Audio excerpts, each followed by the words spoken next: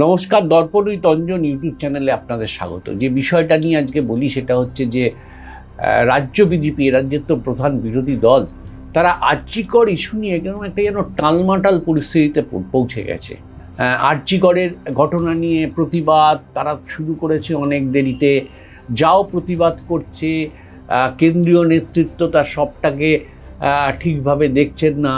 কেউ কেউ এই আন্দোলন করার পক্ষে মত দিচ্ছেন, কেউ আবার বিপক্ষে মত দিচ্ছেন। ফলে সবটা মিলিয়ে মানে ঘেটে ঘ বলা যেতে পারে যে রাজ্য বিজেপি কার্যত ঘেটে ঘ হয়ে গেছে। যেভাবে বিজেপির বিধায়ক, বিজেপির প্রাক্তন সভাপতিরা ডাক্তারদের আন্দোলন সম্পর্কে তির্যক মন্তব্য করছেন, যেভাবে অগ্নিমিত্রা পালকে ডাক্তাররা গো ব্যাক স্লোগান দিয়েছিল বলে শুভেন্দু অধিকারী তাদের সম্পর্কে তির্যক মন্তব্য করেছিলেন।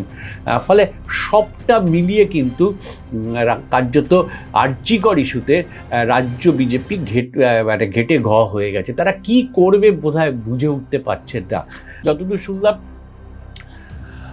বিজেপির রাজ্য দপ্তরের বৈঠকে নাকি কেন্দ্রীয় নেতৃত্ব করার নির্দেশ দিয়েছেন যে আগ বাড়িয়ে ডাক্তারদের আন্দোলন সম্পর্কে, আরজিকর সম্পর্কে, ঘটনা সম্পর্কে কোনো মন্তব্য না করতে, কারণ এটা মানুষের মধ্যে নাকি বিরূপ প্রতিক্রিয়া সৃষ্টি হচ্ছেন। যে কেন্দ্রীয় নেতৃত্ব কথা বলে দিয়ে যাচ্ছেন, আবার ওদিকে আরএসএসের প্রধান এ রাজ্যে এসে বলে দিয়ে যাচ্ছেন যে এই আরজিকরের ইস্যুতে রাজ্য সরকার যে ব্যবস্থা নেবে তাতে তাদের পূর্ণ সমর্থন আছে।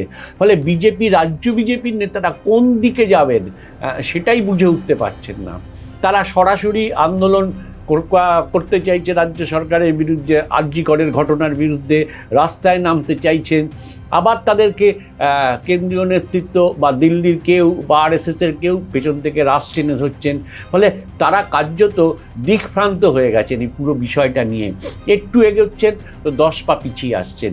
ফলে এই ইস্যুটাকে কেন্দ্র করে বিরোধী দলের যে ভূমিকা ছিল, তারা দাবি করেন একমাত্র বিরোধী দল, যে ভূমিকাটা হওয়া কথা ছিল সেই ভূমিকাটা কিন্তু বাস্তবে দেখা গেল না। অনেক পরেই আন্দোলনের ইস্যুটা তারা ধরতে নেমেছিলেন। নেমে তারা নবান্ন অভিযান এটা ওটা করে তারা একটা সাড়া ফেলবার চেষ্টা করেছিলেন, কিন্তু তারপরে কার্যত সেই অভিযানে জল ঢেলে দিলেন আরএসএসের প্রধান এসে, যে রাজ্য সরকারের যে ব্যবস্থা নেবেন তার পাশে আসে। যদি তাই থাকে তাহলে বিজেপির আন্দোলন করার কোনো যৌক্তিকতা থেকে, তাহলে রাজ্য সরকার যে ব্যবস্থা নিয়েছিলেন তাকে পূর্ণ সমর্থন করছেন, তার বিরুদ্ধে আদালতে গিয়েও সেই ব্যবস্থার বিরুদ্ধে কিছু বলার থাকে না। ফলে স্বাভাবিকভাবে সবটা ঘেটে গেছে বিজেপির নেতৃত্বের। ফলে আরজিকর ইস্যুতে কার্যত ঘেটে ঘ বলা যেতে পারে। নতুন করে বিজেপির বিধায়করা ডাক্তারদের আন্দোলন সম্পর্কে, আরজিকরের আন্দোলন সম্পর্কে টিকা টিপ্পণী কাটা শুরু করেছিলেন। আবার শোনা যাচ্ছে যে কেন্দ্রীয় নেতৃত্ব বলে একটু রাশ টানতে বলেছেন। তারা বলেছেন নাকি যে এইভাবে প্রকাশ্যে আরজিকর ইস্যু নিয়ে মন্তব্য করলে মানুষের মনে বিরূপ প্রতিক্রিয়া সৃষ্টি হবে। ফলে কোন দিকে এগোবেন, একটু এগোচ্ছেন, আন্দোলন করতে যাচ্ছেন, আবার সেটাকে পেছন থেকে টেনে ধরা হচ্ছে। ফলে কিছুটা দিকভ্রান্ত হয়ে পড়েছে এ রাজ্যের প্রধান বিরোধী দল যারা নিজেদেরকে দাবি করেন। ফলে কি করবেন আরজিকর ইস্যু নিয়ে, কতটা এগোবেন, কতটা আন্দোলন করবেন, এটা কিন্তু খুব কঠিন। রাজ্য নেতারা যারা আছেন তারা ঠিক বুঝে উঠতে পারছেন না। সবচেয়ে বড় কথা হচ্ছে কর্মীরা খুব বিভ্রান্ত হয়ে গেছেন। কর্মীরা ভাবছেন যে নামতে বলেছেন, তারা নেমে গেলেন। আবার আরএসএস প্রধান এসে এক কথা বলে গেলেন, ফলে তাদের মধ্যে কিছুটা বিভ্রান্তি ছড়ালো, তারা আবার গুটিয়ে গেলেন। এসপ্ল্যানেডের মোড়ে ধর্নায় বসেছেন, সেই ধর্না চলছে, তার মাঝখানে দাঁড়িয়ে এই ধরনের মন্তব্য উঠে আসলো। প্রাক্তন সভাপতি কিছু মন্তব্য করছেন, বিধায়ক কিছু মন্তব্য করছেন আরজিকরের ডাক্তার এবং আন্দোলন নিয়ে। ফলে সেই আন্দোলনও কার্যত মানুষের মনের থেকে সেই অবস্থান সম্পর্কে একটা বিরূপ প্রতিক্রিয়া সৃষ্টি হলে সবটা মিলিয়ে ঘেটে ঘ বলা যেতে পারে। যে আসলে দিশা না থাকলে, যদি রাজ্য নেতৃত্ব একরকমভাবে শাসক দলের বিরুদ্ধে লড়াই করতে চান, আর দিল্লির নেতারা বা নাগপুরের আরএসএস যদি শাসক দলকে প্রোটেক্ট করতে চায়, তাহলে ঠিক যা অবস্থা হয় রাজ্য বিজেপির হচ্ছে এখন আরজিকর ইস্যু নিয়ে তাই অবস্থা। তারা এটা নিজেরা হয়তো বুঝছেন, কিন্তু মানুষকে বোঝাতে পারছেন না যে শাসক দলের বিরুদ্ধে কিছু করতে গেলেই দিল্লি থেকে বাধা আসে বা আর নাগপুরের আরএসএস থেকে বাধা আসে, ফলে করতে পারছেন না। সত্যিই তো, কেন অনুব্রত মণ্ডল থেকে শুরু করে দুর্নীতি ইস্যুতে, কয়লা গরু পাচার ইস্যুতে এতগুলো তৃণমূলের নেতা এবং বিধায়ক জামিন পেয়ে যাচ্ছেন? এর কোনো উত্তর দিতে পারবেন বিজেপির নেতারা? মানুষ কিন্তু প্রশ্ন করছেন যে আরজি করের মতনই আরজি করের যারা গ্রেপ্তার হয়েছেন তাদেরও কি এই 2 বছর পর 3 বছর পর এরকম হবে, তারা জামিন পেয়ে যাবেন?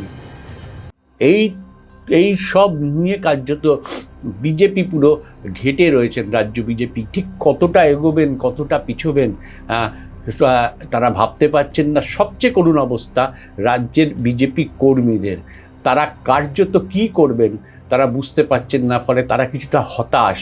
এখন আন্দোলনে ডাক দিলে সবাই আর যেতে চাইছেন না, কারণ তারা ভাবছেন আজকে যাব, কালকে হয়তো কেউ একজন দিল্লি থেকে বলবেন, ফলে আন্দোলন তুলে নিতে হবে। ফলে এই কারণে তারা কিছুটা পিছিয়ে পড়ছেন। জেলায় জেলায় যা খবর পাওয়া যাচ্ছে, জেলায় জেলায় তারা কিছুটা পিছিয়ে পড়ছেন। অনেক কর্মী যেতেই চাইছেন না নাকি বিজেপির ডাকা আরজি কর ইস্যুতে কোনো কর্মসূচিতে। ফলে পুরোটা একটা বিভ্রান্তির মধ্যে দিয়ে চলছে, কারণ কেন্দ্রীয় নেতৃত্ব নাগপুরের আরএসএস চায় শাসক দল এ রাজ্যে যারা আছেন তাদেরকে কোনোভাবে যেন ডিস্টার্ব না করা হয়। তার ফলেই এই জামিনগুলো ধীরে ধীরে ধীরে ধীরে হয়ে যাচ্ছে। মিস্টারদের থ্রেট কালচারের মধ্যে যুক্ত করা হচ্ছে। যেভাবে আপনাদের কর্মীদের আরজি করের ঘটনায় মিছিলে সামিল হয়েছে বলে তাদেরকে অফিসে ঢুকতে দেওয়া হচ্ছে না বিভিন্ন জায়গায়, এই পরিস্থিতি যদি হয় তাহলে কিন্তু আপনারাও গণবিক্ষোভের মুখে পড়তে হবে আপনাদের। মানুষ কিন্তু নজর রাখছে এবং এই বিষয়টা বোধহয় মানে সিএসসি কর্তৃপক্ষ নজরে আনা উচিত। জানি না তারা নজরে এসছে কিনা, নিশ্চয়ই এসছে। তারা তো আমাদের থেকে অনেক বেশি বুদ্ধিমান, এত বড় শিল্প প্রতিষ্ঠান চালান, আরও অজস্র তাদের কোম্পানি আছে, ক্রিকেট খেলার আইপিএলে ক্রিকেট খেলার দল আছে, কোটি কোটি টাকার মালিক, বিভিন্ন রাজনৈতিক দলকে তারা বন্ড কিনতে সাহায্য করেন। ফলে স্বাভাবিকভাবেই তাদের হাত অনেক দূর অবধি, এবং এই হাত অনেক দূর অবধি বলে তারা যদি ভেবে থাকেন যে অনেক যা খুশি করা যাবে, বোধহয় ভুল ভাবছেন। আরজি করের প্রিন্সিপালও ভেবেছিলেন হাত তার অনেক দূর অবধি, তার সঙ্গে যে ডাক্তাররা ছিলেন তারাও ভেবেছিলেন হাত অনেক দূর অবধি। কী অবস্থা হয়েছে তো দেখছেন, গণবিক্ষোভের ফলে তাদের কি দাঁড়িয়েছে। ফলে এই যে মহিলারা ধীরে ধীরে ধীরে ধীরে মুখ খুলতে শুরু করেছেন, আপনাদেরই কর্মচারী, সিএসসিরই কর্মচারী, এটা কিন্তু খুব অ্যালার্মিং আপনাদের ক্ষেত্রে। আপনারা সংশোধিত হন। এমনিতেই আপনাদের সম্পর্কে অভিযোগ যে শাসক দলকে তুষ্ট করে আপনারা প্রচুর পরিমাণে বিদ্যুতের দাম আপনারা বাড়ান। ফলে স্বাভাবিকভাবেই এই নিয়ে একটা ক্ষোভ আছে। বিরোধী দলরা মাঝে মধ্যেই আপনাদের কলকাতার অফিসে বিক্ষোভ করতে যান।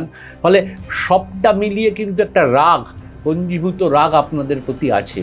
ফলে আপনারা ভাবুন যে আপনাদের কর্মচারীরাই যদি এইভাবে বিক্ষোভ করেন, তাহলে রাজ্যের অন্য মানুষরা তো বিক্ষোভ করবেই আপনাদের বিরুদ্ধে। নিঃসন্দেহে এই থ্রেট কালচার, এটা বলা যেতে পারে যে মানে হঠাৎ কেউ একজন করছে বা কয়েকজন করছে এটা নয়, ওপর থেকে কেউ প্রশ্রয় দিচ্ছে। জানি না সেটা সিএসসির কর্তৃপক্ষ দিচ্ছেন না অন্য কেউ দিচ্ছেন, কিন্তু আঙুলটা উঠছে সিএসসির কর্তৃপক্ষের ওপর। ফলে বোধহয় সতর্ক হওয়ার সময় এসেছে, নাহলে গণবিক্ষোভের মুখে আপনাদেরকেও পড়তে হবে। আজকের এপিসোড এইটুকুই। পরের এপিসোডে আমরা অন্য বিষয় নিয়ে আসব, কিন্তু সিএসসির এই ঘটনা নিয়ে আমাদের নজর থাকবে, কারণ যেভাবে সিএসসির কর্মীরা আমাদের কাছে বিভিন্ন ভিডিও পাঠাতে শুরু করেছেন, তাতে মনে হচ্ছে যে আরও বোধহয় এ নিয়ে বলার অবকাশ থাকবে। আপাতত এইটুকুই। ধন্যবাদ।